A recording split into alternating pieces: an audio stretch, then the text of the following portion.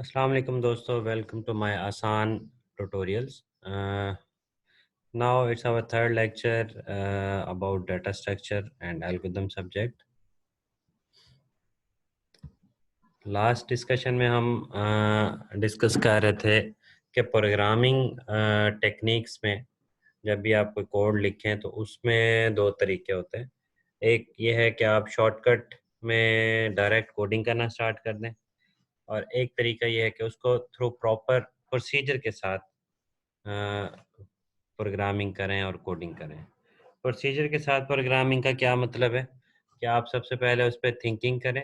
Thinking का मतलब उस पर प्रॉपर एनालिसिस करें, उसका एल्गोरिथम लिखें, स्टेप्स लिखें, उसके बाद कोड लिखें और फिर टेस्ट और उसका प्रॉपर एग्जीक्यूशन से रिलेटेड एक्टिविटीज़ परफॉर्म करें।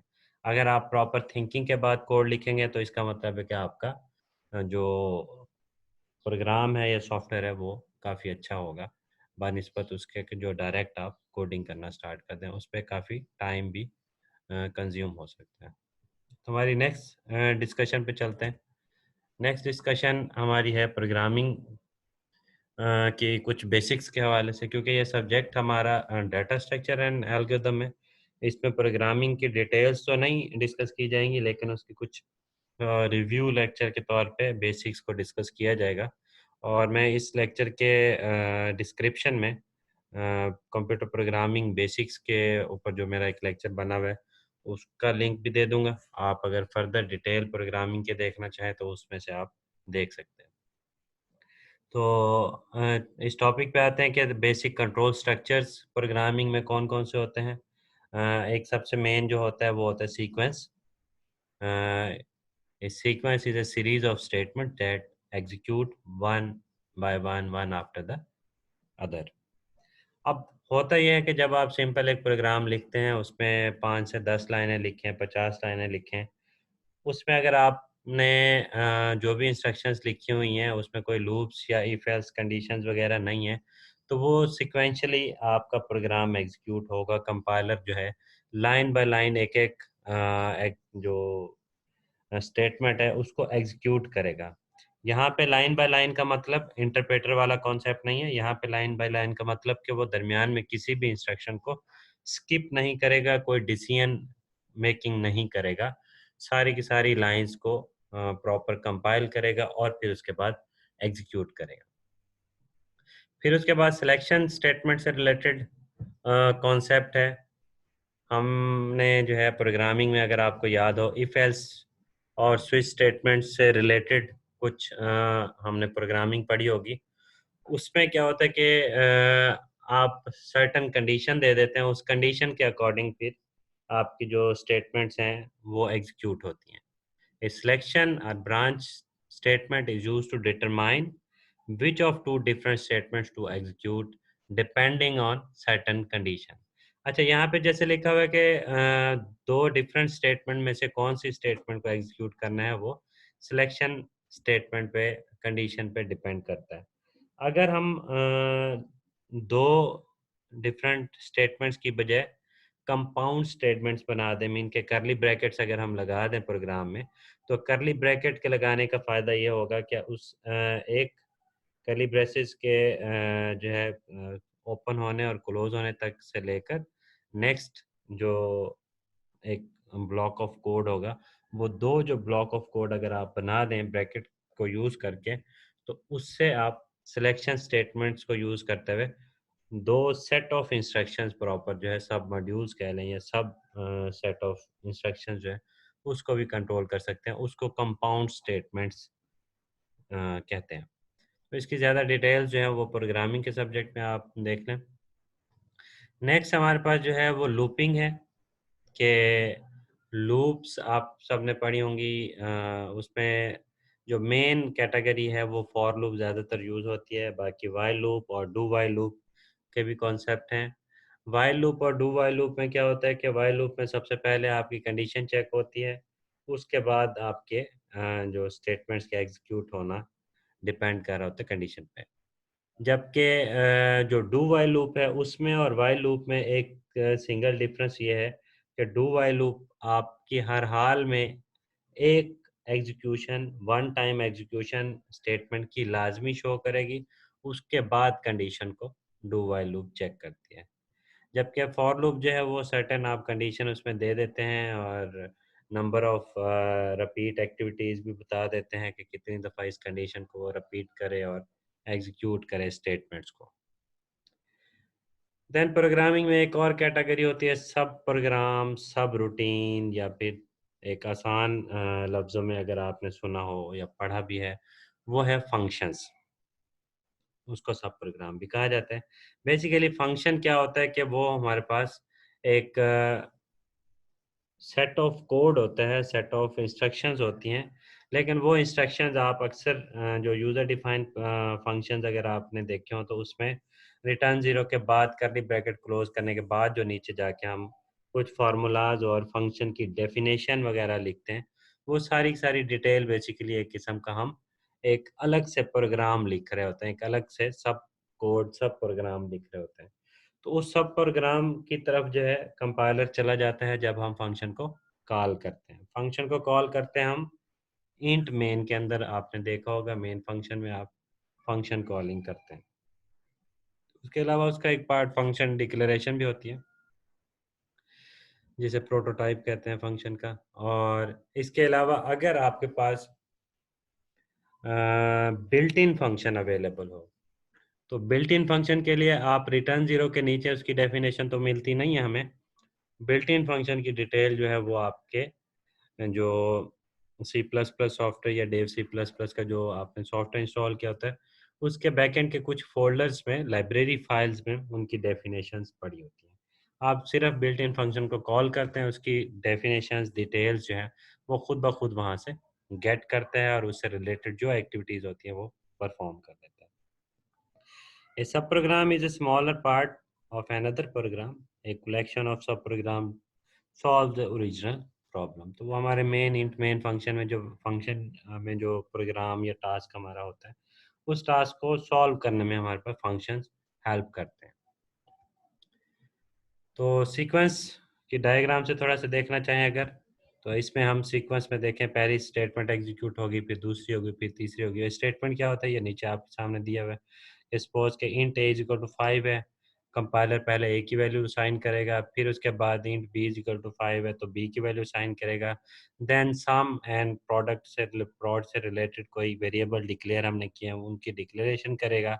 देन ए और बी की जो है वो एडिशन करने के बाद उनका जो रिजल्ट है वो सम में असाइन करेगा। Then a multiply by b करके प्रोडक्ट को दे देगा। तो ये सीक्वेंस में जो एग्जीक्यूशन चल रही है, प्रोग्राम की तरतीब चल रही है स्टेटमेंट्स की, ये बेसिकली सिक्वेंशियल आपकी प्रोग्रामिंग कहलाती है स्टेटमेंट्स की।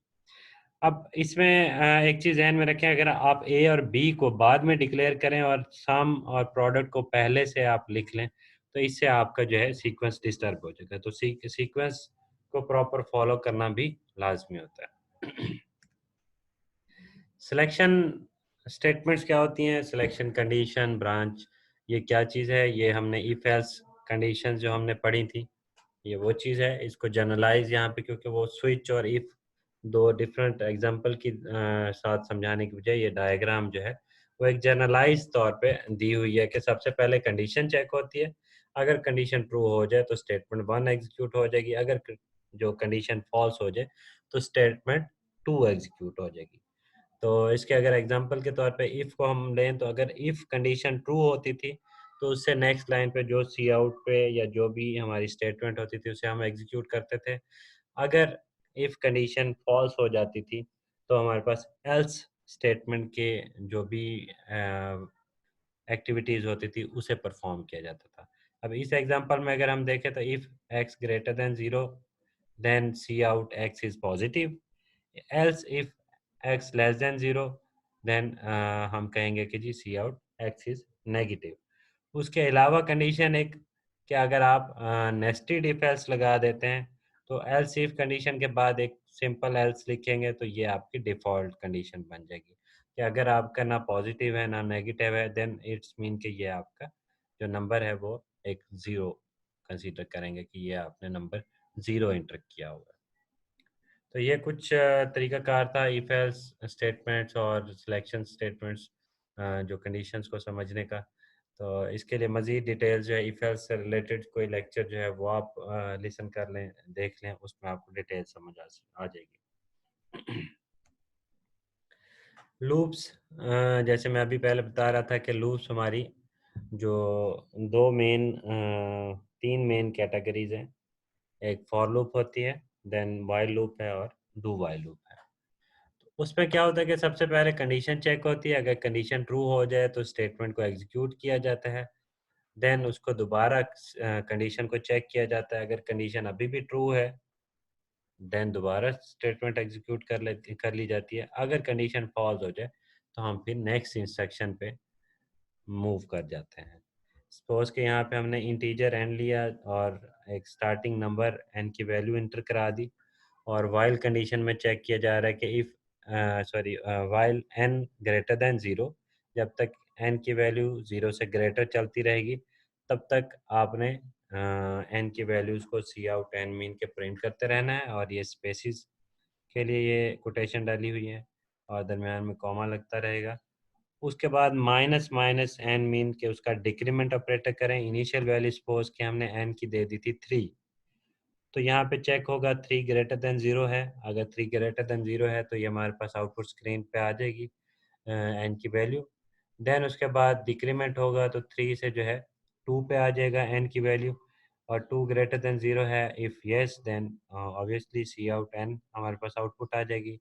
देन उसके बाद एन की वैल्यू माइनस होगी, माइनस माइनस होगी, माइनस माइनस डिक्रीमेंट मीन के माइनस वन होगा उसमें से, और टू से क्या होगा वो वन पे आ जाएगा। One again greater than zero है, देन अगेन डिक्रीमेंट जो होगा तो वो ज़ीरो आ जाएगा। ज़ीरो ग्रेटर देन ज़ीरो नहीं है, कंडीशन फॉल्स हो गई है, तो आपके पास आउटपुट जो है वो डिस्प्ले पे आ जाएगी, जो कि आपके सामने यहाँ पे सपोज कि अगर 8 आपने डिस्प्ले किया हुआ तो 8 के लिहाज से वो आउटपुट दिखाना शुरू कर देगा। एनीहो, नेक्स्ट फॉर लूप का कॉन्सेप्ट देखना है तो उस यहाँ पे फॉर लूप में इनिशियली आपने n इज इक्वल टू 10 दिया हुआ है, देन n ग्रेटर देन 0 और n माइनस माइनस। तो इनिशियली n की वैल्यू 10 प्रिंट हो जाएगी। उसके बाद आपके पास जो है उसमें डिक्रीमेंट होगा तो 9 प्रिंट हो जाएगा, then 8 7 and so on decrement होते होते जब तक कि कंडीशन आपकी n ग्रेटर देन 0 है तब तक आउटपुट आती रहेगी। जब कंडीशन आपकी फॉल्स हो जाएगी देन आपकी आउटपुट जो है एंड हो जाएगी, और फायर जो है वो लिखा हुआ वो भी आउटपुट पे एंड पे प्रिंट हो जाएगा। आई होप कि आपको लूप्स और इफ एल्स स्टेटमेंट ये आसानी से समझ आ गई होंगी। स्विच स्टेटमेंट्स में क्या होता है कि वो डिफरेंट ब्लॉक्स अलग अलग कंपाउंड स्टेटमेंट्स बना दी जाती हैं, और स्पेसिफिक कंडीशन जो है स्विच स्टेटमेंट के अंदर एक नंबर के थ्रू या फिर करेक्टर के थ्रू कंसीडर किया जाता है, और उसके थ्रू आप स्पेसिफिक जो सर्टेन कंडीशन के आउटपुट देखना चाहें, स्टेटमेंट्स देखना चाहें, तो उसको हम देख सकते हैं। अब आते हैं सब प्रोग्राम के ऊपर, जो कि फंक्शन मैं आपको डिस्कस कर रहा था। सब प्रोग्राम में हमारे पास अगर आपने एक प्रोग्राम लिखा हुआ है, उस प्रोग्राम में कहीं पे फंक्शन कॉलिंग आ जाती है, तो फंक्शन कॉलिंग के दौरान वो फंक्शन की डेफिनेशन की तरफ कंपाइलर को मूव कर दिया जाता है। कंपाइलर फंक्शन की डेफिनेशन को रीड करता है, लाइन बाय लाइन रीडिंग करता है, और उसके अंदर जो भी डिटेल्स लिखी हों उसके अंदर चाहे एक पूरा कंप्लीट सेट ऑफ इंस्ट्रक्शन जितना प्रोग्राम लिखा हो वो पूरे प्रोग्राम को रीड करेगा। जब तक वो कंप्लीट टास्क परफॉर्म नहीं कर लेता तब तक इंट मेन के पास वापस रिटर्न नहीं होता। जब वो कंप्लीट टास्क परफॉर्म कर लेगा, सपोज के यहाँ 5-6 लाइनें इंस्ट्रक्शन की लिखी हैं, उनको रीड करेगा, रीड करने के बाद ये रिटर्न हो जाएगा वापस मेन फंक्शन में। Main function mean int main के अंदर जहाँ पे हमने फंक्शन को कॉल किया हुआ था। फिर उसके बाद नेक्स्ट मूव करते हैं आगे। अगर कोई और फंक्शन कॉल हुआ पड़ा है तो अगेन वो जाएगा उसकी फंक्शन की डेफिनेशन की तरफ। अगर वो बिल्ट इन फंक्शन है तो डेफिनेशन बैकएंड पे फोल्डर, लाइब्रेरी फाइल्स और फोल्डर से रिलेटेड वहाँ पे मिलेगी, वो उधर चला जाएगा। अगर आपका यूज़र डिफाइंड फंक्शन है तो आपका रिटर्न ज़ीरो के नीचे फंक्शन डेफिनेशन के पास चला जाएगा, और फिर अपना टास्क कंप्लीट करने के बाद रिटर्न टूवर्ड्स इंट मेन हो जाएगा। अब आते हैं जी प्रॉब्लम सॉल्विंग टेक्निक्स कि प्रॉपर आप सॉफ्टवेयर डेवलपमेंट करने के लिए, प्रोग्राम डेवलपमेंट करने के लिए कुछ टेक्निक्स अगर आपको यूज़ करनी हो तो कौन-कौन सी टेक्निक्स अवेलेबल हैं। उसमें ये है कि सबसे पहले आस्क क्वेश्चंस है about the data, process, output, error, condition. ये सारी चीज़ें ऐसे हैं जैसे सॉफ्टवेयर इंजीनियरिंग सब्जेक्ट में अगर आप रिक्वायरमेंट से रिलेटेड आपको कुछ आइडिया हो तो वो वहाँ पे क्या होता है कि सॉफ्टवेयर डिज़ाइनिंग से पहले सॉफ्टवेयर की कुछ रिक्वायरमेंट्स ली जाती हैं। रिक्वायरमेंट्स में क्या होता है कि क्लाइंट से आप पूछते हैं जी आपको क्या सॉफ्टवेयर बनाना है, आपको सॉफ्टवेयर में सपोज के स्टॉक एंट्री करनी है और स्टॉक एंट्री के दौरान फिर आपको वीकली बेसिस इसका ग्राफ प्रिंट करना है, मंथली बेसिस करना है या डेली बेसिस पे इसका ग्राफ प्रिंट करना है। क्या आपको इसका ग्राफ प्रिंट करना भी है या नहीं करना है, या सिर्फ आपको eight the and total stock का एक मैसेज चाहिए कि बाकी कितना स्टॉक में सामान पड़ा हुआ है और इस टाइम सेल कितनी हो गई है। और सपोज़ कि अगर इन्वेंट्री मैनेजमेंट सिस्टम से रिलेटेड सॉफ्टवेयर है, तो उसमें जो है वो जो क्वेश्चंस या रिक्वायरमेंट्स आप क्लाइंट से लेते हैं और उसको फिर ये बताते हैं कि आप मोबाइल के थ्रू क्लिक करके एक्टिविटीज़ करना चाहते हैं या लैपटॉप, डेस्कटॉप सिस्टम वगैरह के थ्रू करना चाहेंगे परफॉर्म, या फिर इसके साथ ये भी कि इसका प्रिंट स्क्रीन आपने या प्रिंट आउटपुट जो है पेज प्रिंट करना है, बिल प्रिंट करना है, या जस्ट बिल प्रिंट की बजाय आप एनुअल रिपोर्ट्स वगैरह जस्ट कैलकुलेट करना और प्रिंटिंग के लिए ये सॉफ्टवेयर बनवाना चाह रहे हैं। जो चीज़ें वो आपको इनपुट्स और आउटपुट्स बताएगा, आप उसको नोट करेंगे थ्रू आस्क क्वेश्चंस के थ्रू। और कुछ चीज़ें होती हैं कि जब आप डेवलपमेंट कर रहे होते हैं, बाज़ situations again and again arise हो रही होती हैं। उस चीज़ से रिलेटेड आप फ़ेमिलियर हो जाना चाहिए आपको। जब आप होंगे तो उसमें आपको प्रोग्रामिंग करने में काफ़ी फ़ायदा होगा। और एक टेक्नीक ये होती है कि solve by analogy, it may give you a place to start. तो आप जब भी कोई प्रोग्राम स्टार्ट करने लगें, तो माइंड में एक स्केच बना लिया करें कि आप जो भी किसी कंपनी या क्लाइंट को सॉफ्टवेयर या प्रोग्राम बना के दे रहे हैं, तो उससे मिलता-जुलता टास्क या ज़हन में एक पूरा स्केच बना लें कि क्या-क्या इनपुट्स होनी चाहिए, क्या-क्या आउटपुट्स होनी चाहिए और उस स्केच के अकॉर्डिंग आप प्रॉपर डिज़ाइनिंग स्टार्ट कर दें। Then use means and analysis, determine the input output and then work out the details. Again वही बात के requirements क्या हैं, क्या-क्या इनपुट्स और क्या-क्या आउटपुट्स रिक्वायर हैं, उसके ऊपर थोड़ा सा एनालिसिस कर लें तो आपको सॉल्यूशन डिज़ाइन करने में बहुत बहुत आसानी जो है फील होगी। तो नेक्स्ट चलते हैं। फर्दर प्रॉब्लम सॉल्विंग टेक्निक्स में डिवाइड एंड कनकेयर है। अगर आपके पास बहुत बड़ा टास्क आ गया, तो आप वो कंप्लीट टास्क को एकदम से रट्टा तो नहीं लगा सकते।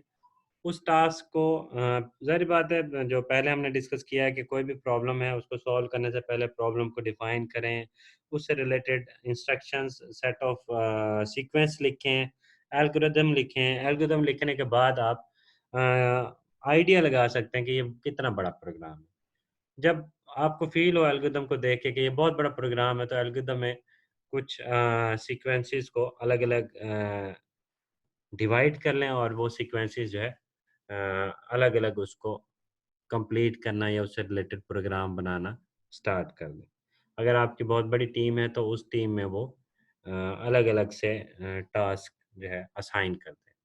इसके मैं आपको अगर एग्ज़ाम्पल दूँ कि जैसे डिफरेंट सॉफ्टवेयर्स बनते हैं,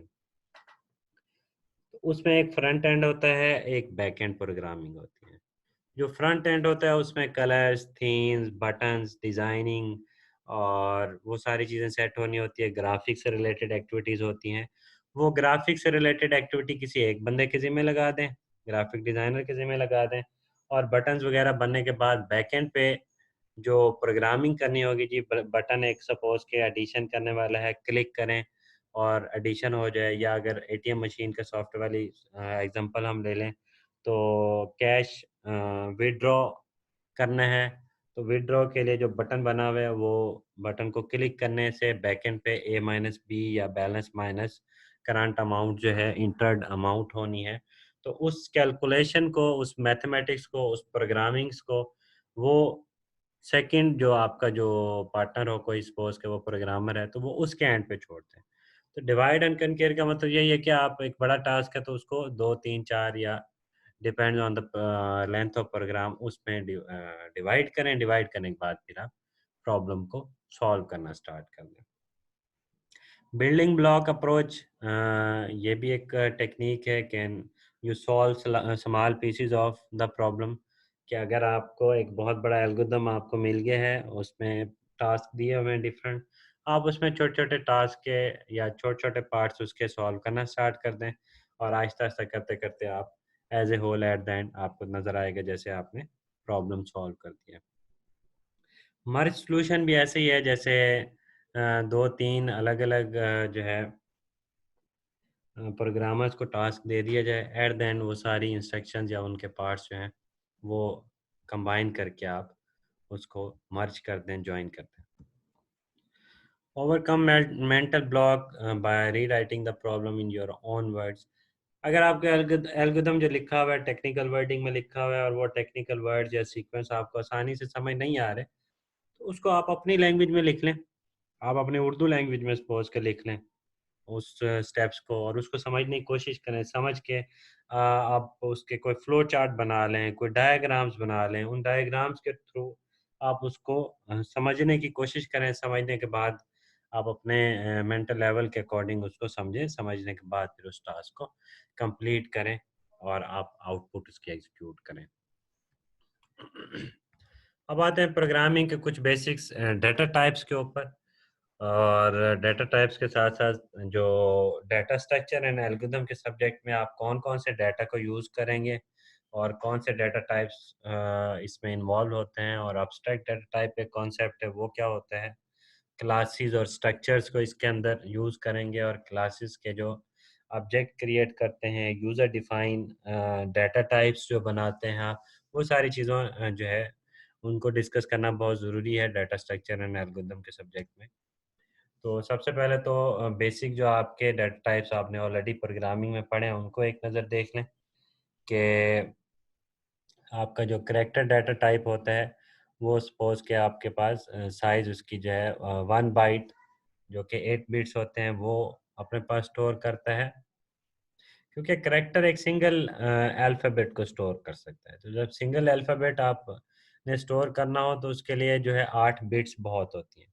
अगर आपको आस्की कोड का आइडिया हो तो आस्की कोड जो है वो 7 बिट्स के साथ किसी भी करैक्टर को, अल्फ़ाबेट को, नंबर को रिप्रेजेंट करने के लिए यूज़ होते हैं। हमारे पास 8 बिट्स जो हैं वो बहुत हैं एक करैक्टर को डिस्प्ले करने के लिए। देन शॉर्ट इंट है, वो 2 बाइट का होता है। 2 बाइट मीन 16 बिट्स में आप कोई सा भी नंबर रिप्रेजेंट करना चाहें इंटीजर टाइप, उसको जो है आप इसके थ्रू डिस्प्ले कर सकते हैं। अगर आपके नंबर्स कुछ ज़्यादा लेंथी हैं, जैसे ये आप देख रहे हैं -2147483648, इतना बड़ा नंबर आपने इंटर करना हो माइनस में, और प्लस में भी इतना ही बड़ा नंबर आपने इंटर करना हो, तो वो आप इंटीजर वेरिएबल जैसे हम इंट ए या इंट बी लिखते हैं, तो उस इंट ए को ये इतना बड़ा नंबर आप असाइन कर सकते हैं। लेकिन अब अगर इससे थोड़ा-सा ज़्यादा बड़ा नंबर आप जो है ए या बी को असाइन करेंगे, डिक्लेयर करें इनिशियलाइज़ करेंगे, तो आपके पास एरर आएगा, प्रॉपर उसकी असाइनमेंट नहीं हो पाएगी। उसके लिए जो है वो लॉन्ग इंटीजर यूज़ होता है। ये बेसिकली LONG नहीं, ये लॉन्ग है, LONG, लॉन्ग इंट है। इससे क्या होता है कि ये 4 बाइट्स का होता है, इसमें भी डाटा जो है स्टोर हो सकता है। देन बूलियन है, देन फ्लोट है। फ्लोट में क्या होता है कि आप पॉइंट्स वाली वैल्यूज़ को भी इंसर्ट कर सकते हैं। बूलियन में क्या होता है कि ट्रू और फॉल्स, 1 और 0, सिर्फ 2 वैल्यूज़ को आप स्टोर कर सकते हैं। उसको भी 1 बाइट की टोटल साइज़ जो है एलोकेट होती है बैकएंड पे। देन डबल है, लॉन्ग डबल है, WCHRT है। ये सारे डाटा टाइप्स आपने ऑलरेडी प्रोग्रामिंग फंडामेंटल्स सब्जेक्ट्स में डिस्कस किए होते हैं। तो मज़ीद अगर डिटेल्स देखनी है तो प्रोग्रामिंग से रिलेटेड सब्जेक्ट में इसकी डिटेल देख लें। अब आते हैं जी एब्स्ट्रैक्ट डाटा टाइप क्या होता है। बेसिकली अगर आपको याद हो स्ट्रक्चर्स और classes object oriented programming subject में पढ़ाया जाता है, या वैसे भी स्ट्रक्चर जो है C++ प्रोग्रामिंग फंडामेंटल में डिस्कस होता है। और नेक्स्ट हमारे जो है इससे नेक्स्ट लेक्चर हमारा स्ट्रक्चर के ऊपर ही है, उसमें मैं मज़ीद डिटेल बताऊंगा। तो फिलहाल इतना सोचें कि जो स्ट्रक्चर या क्लास हम बनाते हैं, तो उस स्ट्रक्चर या क्लास के बनाते ही जब हम सपोज के स्ट्रक्ट स्टूडेंट लिखते हैं, स्ट्रक्चर का नेम, या स्ट्रक्ट बुक रखते हैं, स्टूडेंट उसका बुक का नेम, स्ट्रक्चर का नेम। देन इंट मेन के अंदर जाके हम लिखते होते हैं स्टूडेंट S1 S2 और S3 जितने भी हैं उनको अलग अलग ABC की तरह हम डिक्लेयर करते हैं वेरिएबल्स को। तो वो बेसिकली हम ऑब्जेक्ट क्रिएट कर रहे होते हैं।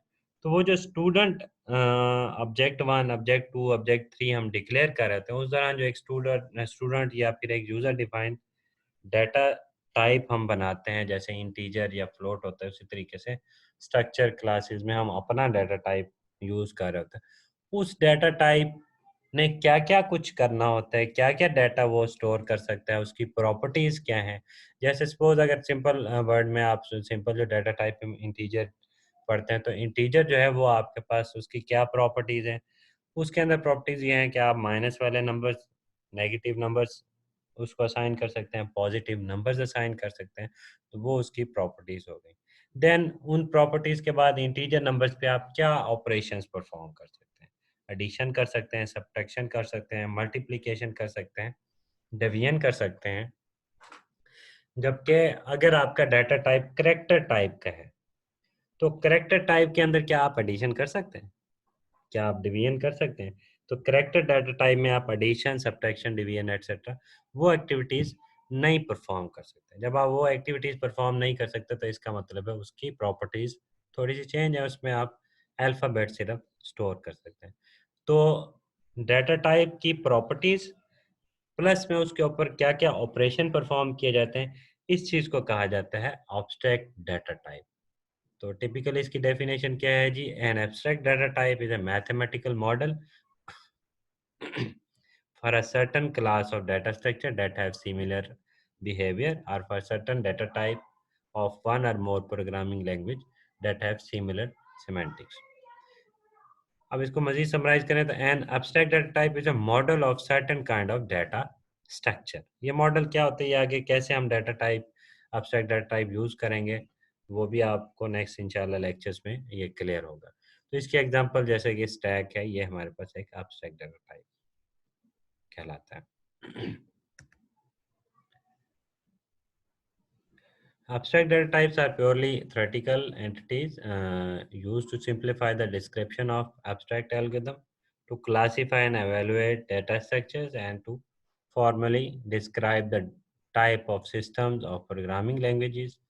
However, an abstract data type may be implemented by specific data types, data structure, ये वही बात जो मैं data structure का आपको डिस्कस कर रहा था, in many ways and in many programming languages are described in a formal specification language. Example के तौर पे अगेन कि एब्स्ट्रैक्ट स्टैक हमारे पास एक उसकी एग्जांपल है, मैं पहले बता चुका हूँ। अब और इसके ऊपर क्या क्या ऑपरेशन होते हैं, पुश ऑपरेशन होता है, टॉप ऑपरेशन होता है, पॉप ऑपरेशन होता है। ये पूरा स्टैक का जो हमारा लेक्चर होगा उसके अंदर इसकी डिटेल डिस्कस करेंगे। तो दोस्तों, जो इनिशियल डिस्कशन है हमारी डाटा स्ट्रक्चर के ऊपर, एल्गोरिथम्स के ऊपर और बेसिक प्रोग्रामिंग्स के ऊपर, वो यहाँ पे डिस्कस हो गया। प्रोग्रामिंग के मज़ीद जो कुछ चैप्टर्स हैं, लाइक स्ट्रक्चर्स है, पॉइंटर्स हैं, और पॉइंटर्स और स्ट्रक्चर्स का एरेज के साथ, फंक्शंस के साथ उनका थोड़ा रिलेशन, वो कुछ नेक्स्ट लेक्चर्स में अपलोड मैं करूँगा। तो आप चैनल सब्सक्राइब कर लें, बेल आइकन क्लिक कर लें, ताकि नेक्स्ट जो आपके ट्यूटोरियल्स लेक्चर्स अपलोड हों तो आपको नोटिफिकेशन मिल जाए और आप साथ-साथ उसको स्टडी करते रहें, समझते रहें। एट देन अगेन मैं समराइज़ कर देता हूँ डाटा स्ट्रक्चर बेसिकली क्या था। उसमें हमने डिस्कस किया कि डाटा स्ट्रक्चर की कौन-कौन सी टाइप्स हैं, और उन पे ऑपरेशंस या एक्टिविटीज़ या उन टाइप्स में से कौन सा डाटा स्ट्रक्चर जो है हमें फ़ायदा दे सकते हैं। और उसमें एक सबसे मेन चीज़ जो है करेक्टरिस्टिक ऑफ डाटा स्ट्रक्चर, ये देख लेते हैं कि करेक्टनेस होना चाहिए, टाइम कॉम्प्लेक्सिटी को इसमें आप कंसीडर करते हैं, स्पेस कॉम्प्लेक्सिटी को डिस्कस करते हैं, और फिर उसके बाद डाटा सर्च और प्रोसेसर स्पीड, मल्टीपल रिक्वेस्ट, ये सारी चीज़ें हमारी डाटा स्ट्रक्चर के अकॉर्डिंग हम डिसाइड करते हैं। तो आप इसको तसल्ली से एक दफ़ा समरी को रीड कर लीजिएगा। उससे ये होगा कि आपको पूरा डाटा स्ट्रक्चर से रिलेटेड जो डिस्कशन हमारी हुई है वो समराइज़ आपको समझ आ जाएगी। एग्जीक्यूशन टाइम है, वर्स्ट टाइम है, एवरेज टाइम है, बेस्ट जो है केस क्या होता है। ये एग्जीक्यूशन टाइम से रिलेटेड जो डिस्कशन है, ये नेक्स्ट 2-3 लेक्चर्स के बाद मैं प्रॉपर जो एल्गोरिथम एनालिसिस के ऊपर ट्यूटोरियल अपलोड कर रहा हूँ, उसमें आपको इसकी डिटेल सारी मिल जाएगी, तो आप उसमें आप देख सकते हैं। कुछ बेसिक टर्मिनोलॉजीज़ को हमने डिस्कस किया है, डाटा क्या है, डाटा आइटम क्या है, ग्रुप आइटम क्या है, elementary items, attributes, entity set और फील्ड्स, रिकॉर्ड, फाइल, ये कुछ बेसिक एंटिटीज़ हैं, इनको भी आप एक दफ़ा देख लें। उससे क्या होगा कि आपको डाटा स्ट्रक्चर एंड एल्गोरिथम समझने में आसानी होगी। अगेन एल्गोरिथम बेसिकली क्या होता है? तरीकाकार, मेथड, प्रोसीजर किसी टास्क को कंप्लीट करने के लिए। अब सपोज अगर आपका टास्क जो है वो सर्चिंग का है, सॉर्टिंग का है, इंसर्शन का है, अपडेट का है, डिलीशन का है, ये जितने भी टास्क हैं, इसको कंप्लीट करने के लिए या टास्क को, ऑपरेशंस को परफॉर्म करने के लिए जो प्रोसीजर आप बनाएंगे, उस प्रोसीजर को आप एल्गोरिदम कहेंगे। तो उसमें कुछ उसके करैक्टरिस्टिक भी आपके जहन में होने चाहिए कि अनएम्बिगियस हो, इनपुट आउटपुट प्रॉपर उसकी होनी चाहिए, वेल डिफाइन होनी चाहिए, फाइनाइटनेस होनी चाहिए और फिजिबिलिटी मीन को आपने सॉफ्टवेयर एल्गोरिदम बना तो लिया, तो क्या वो इम्प्लीमेंट भी हो पाएगा या फिर उसके लिए आपको एक सुपर कंप्यूटर परचेज करना पड़ जाए। तो देन इंडिपेंडेंटनेस उसका, कि ऐसा ना कि वो एल्गोरिदम इंस्टॉल अगर आपका ना हो तो उस पर वो प्रोग्राम अगर इम्प्लीमेंटेड ना हो तो आपका बाकी पूरा पूरा सॉफ्टवेयर चले ही ना। तो ये सारी चीज़ें मीन कि अगर आपका कोई विंडोज़ सॉफ्टवेयर आपने बनाया, उसमें सर्च का आपने ऑप्शन रखा ही नहीं है, उसके बगैर आपका Windows software, Windows operating system चले ही ना। तो इस तरीके की ये डिस्कशन है, बेसिकली करेक्टरिस्टिक्स ये सारे ध्यान में रखने होते हैं। तो थैंक यू दोस्तों, देखते रहें आसान ट्यूटोरियल्स। अल्लाह हाफिज़।